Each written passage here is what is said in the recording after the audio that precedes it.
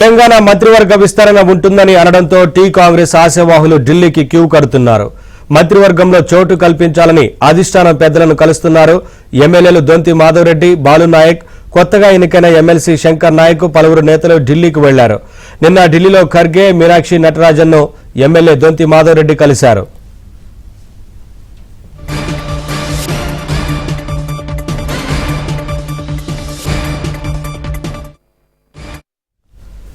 ఇదే అంశానికి సంబంధించి మరింత సమాచారం మా ఢిల్లీ కరెస్పాండెంట్ సతీష్ అందిస్తారు. సతీష్, ఎమ్మెల్యేలు ఢిల్లీకి క్యూ కడుతున్నట్లుగా తెలుస్తోంది కదా, పెద్ద ఎత్తున మంత్రులకు సంబంధించి ఆశావాహులు ఉన్నట్లుగా తెలుస్తోంది. ఏంటి అప్డేట్స్?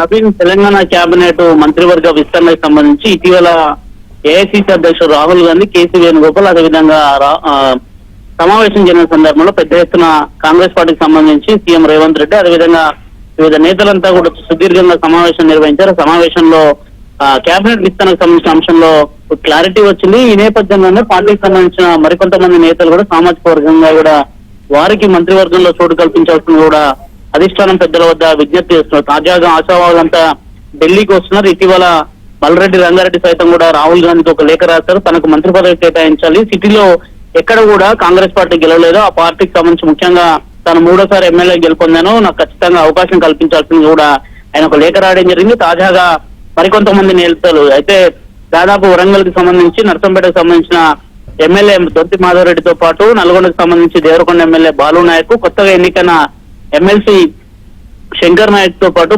పలువురు కాంగ్రెస్ నేతలంతా కూడా అధిష్టానం పెద్దలను కలిసేందుకు ప్రయత్నాలు చేస్తున్నారు. తాజాగా నిన్న రాత్రి దొంతి మాధవరెడ్డి సైతం కూడా కాంగ్రెస్ అధ్యక్షున ఖర్గేను అదేవిధంగా పార్టీ ఇన్ఛార్జ్ అయిన మీనాక్షి నటరాజన్తో సమావేశమయ్యారు. తనకు ఒక అవకాశం కల్పించాల్సిన కూడా విజ్ఞప్తి చేస్తున్న నేపథ్యంలో ఆశావాహుల సంఖ్య నానాటికి పెరిగిపోతుంది. కేబినెట్ విస్తరణ దగ్గరికి వచ్చిన నేపథ్యంలో ఒకవేళ ఏప్రిల్ 3వ తేదీన కేబినెట్ విస్తరణ జరుగుతుంది, అదే రోజు విస్తరణ ఉంటుందనే పెద్ద ఎత్తున కూడా ప్రచారం జరుగుతున్న నేపథ్యంలో ఈలోగా పార్టీ అధిష్టాన నేతలను కలిసి ఖచ్చితంగా తమ సామాజిక వర్గాలకు ఈసారి మంత్రివర్గంలో చోటు కల్పించాలని కూడా కోరుతున్నారు. ప్రధానంగా నల్గొండ జిల్లాకు సంబంధించి శంకర్ నాయక్ ఇటీవల ఆయన ఎమ్మెల్సీ ఎన్నికైనా అదేవిధంగా బాలునాయక్ ప్రస్తుతం ఎమ్మెల్యేగా ఉన్నారు. తనకు ఎస్టీ కోటాకు సంబంధించి ఎస్టీ కోటాలు ఇప్పటి వరకు లేదు, జిల్లాకు సంబంధించిన నేతల్లో ఉన్న వారికి ఎవరికొకరికి ఎస్టీకి ఈ మంత్రివర్గ విస్తరణలకు చోటు కల్పించాల్సిన విజ్ఞప్తి చేస్తున్న నేపథ్యంలో అధిష్టానం ఏ మేరకు నిర్ణయం తీసుకుంటుంది, ఎవరెవరు ఆశావాహులకు ఏమైనా ఈసారి కాంగ్రెస్ అధిష్టానం వారికి ఆపరిస్తుందా, లేదంటే